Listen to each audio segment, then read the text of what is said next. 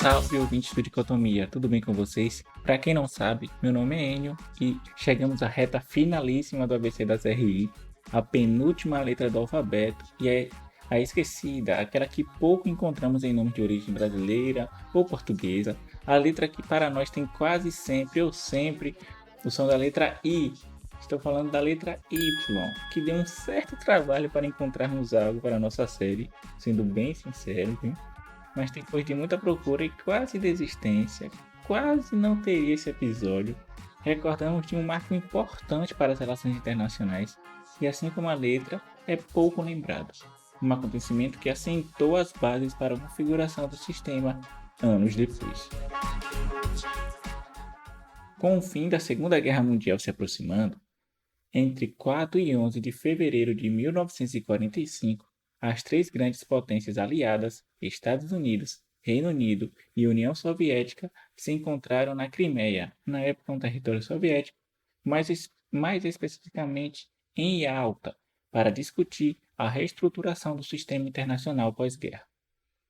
A Conferência de Yalta foi uma das conferências que marcaram a cooperação das potências aliadas. Entre elas estavam as conferências de Tirã, Cairo, Moscou e Potsdam, que ocorreram entre 1941 e 1945.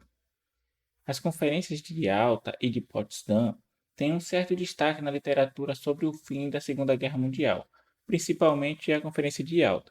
Como destacou o Paulo Fagundes Visentini, as decisões de Yalta tiveram como resultado implícito a definição de áreas de influência dos Estados Unidos e da União Soviética, que se consolidaram na Guerra Fria anos depois.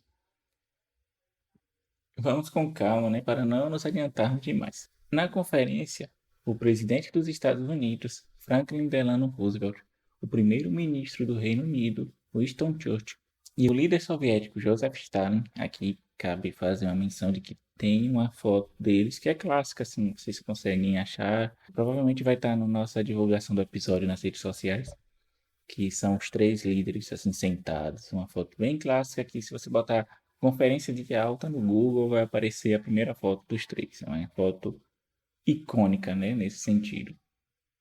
Pois bem, tendo em mente que a guerra estava chegando ao fim, que a Itália e a França sairiam enfraquecidas, era necessário pensar em ações para findar de vez o conflito, e de que modo seria o processo de paz e de reconstrução dos países europeus.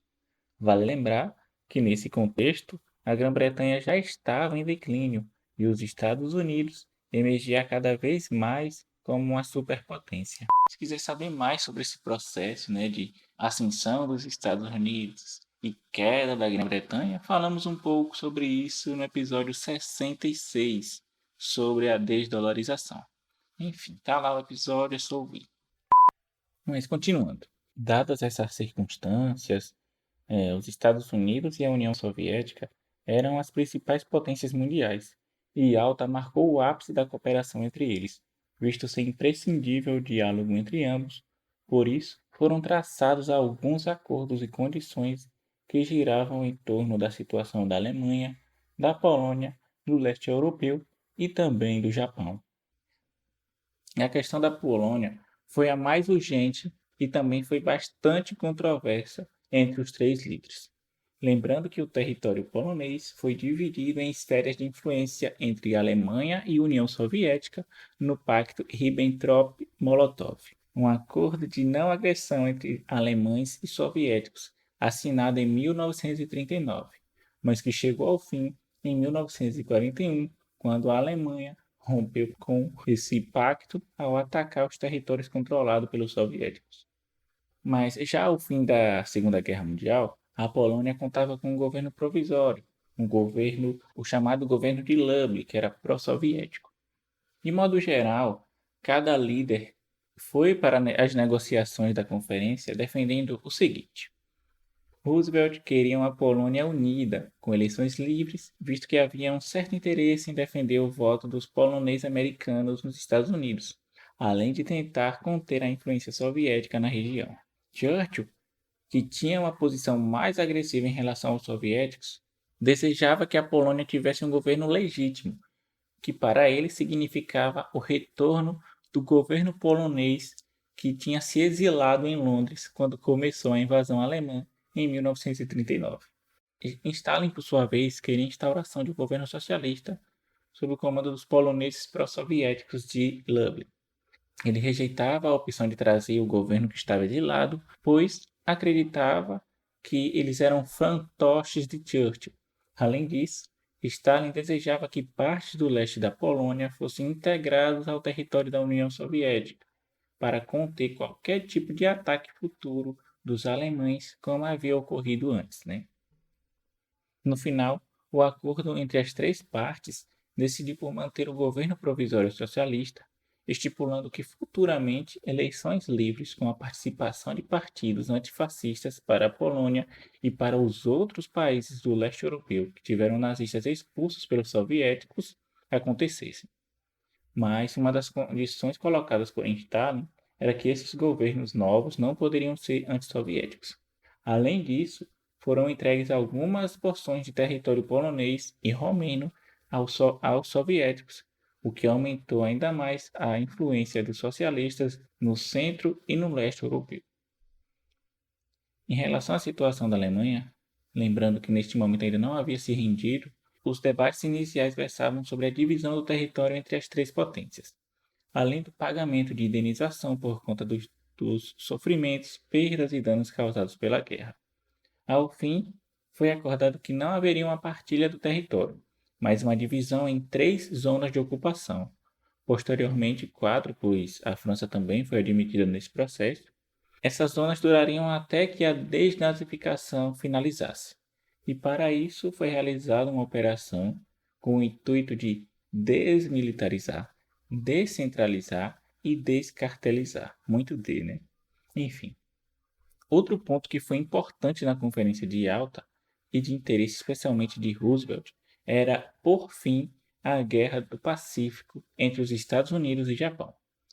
Como moeda de troca por ceder para alguns desejos de Stalin em relação ao aumento da zona de influência soviética, Roosevelt acordou com o líder socialista para que a União Soviética entrasse na guerra contra os japoneses na Manchúria. Para isso, no entanto, foi necessário o rompimento do Pacto de Neutralidade feito entre os soviéticos e japoneses em 1941.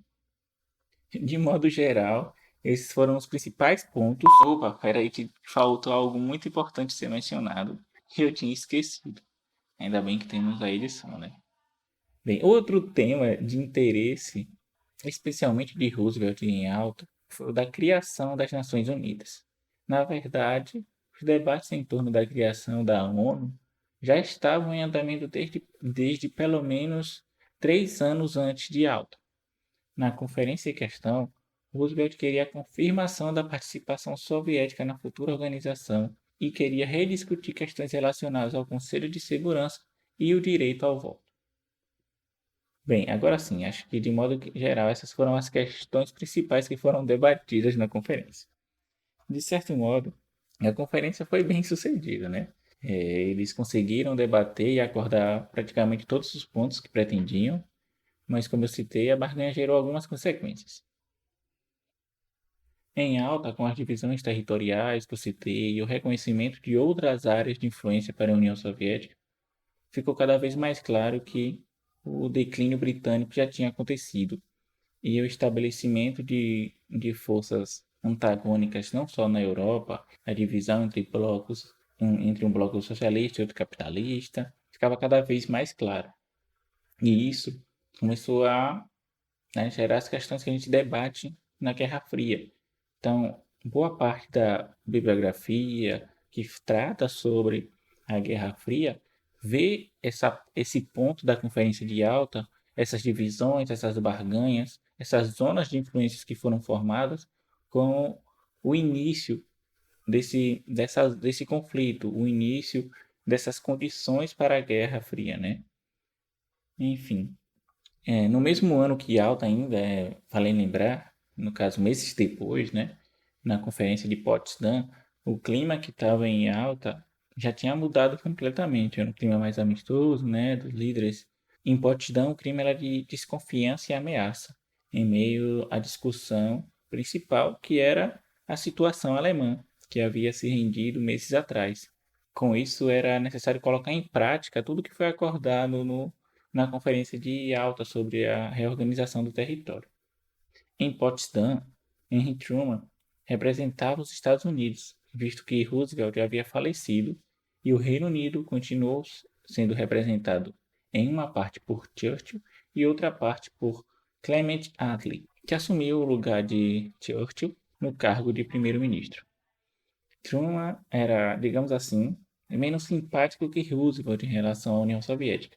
Não que a relação antes era de flores e louvores. E esse clima, piorou após um anúncio de Truman para Stalin de que o projeto Manhattan, ou seja, os testes com a bomba atômica, tinham sido bem sucedidos, o que só agravou ainda mais as tensões, Mas não vou me aprofundar nisso, porque o nosso tema de hoje foi Yalta. E quem sabe no futuro a gente volta para falar um pouco sobre as raízes da Guerra Fria, Enfim, vamos dar uma recapitulada do que foi acordado em Yalta e do que foi dito aqui no episódio. Bem, primeiro foi a questão da Polônia, que foi definido em manter um governo provisório socialista com compromisso de eleições livres e democráticas no futuro. Outra questão foi o acordo da entrada da União Soviética na Guerra do Pacífico para ajudar os Estados Unidos. E também a definição de zonas de ocupação na Alemanha até a desnazificação total do território. E por fim, que eu quase tinha esquecido, foi as decisões em relação ao direito ao voto na então futura Organização das Nações Unidas. É isso. Agora é só pensar no que vamos falar no último episódio da ABC da DRI. Alguma sugestão para lhe trazer? Caramba. Último episódio chegando. Dá até uma certa emoção aqui no peito, Dá uma certa emoção depois de 3 anos de série. 3 anos de série. Meu Deus, enfim. Se tiver sugestões, é só mandar em nossas redes sociais. Que se você não segue, se ligue. É o @dicotomia_cast no Instagram, no Twitter, ou X, ou Twitter, sei lá como vocês preferirem. E não se esqueçam de avaliar o Dicotomia no seu tocador de podcasts. E claro, os links para tudo isso, mais as referências do episódio, estarão aqui na descrição e também serão postados no nosso Instagram. Um forte abraço e até mais.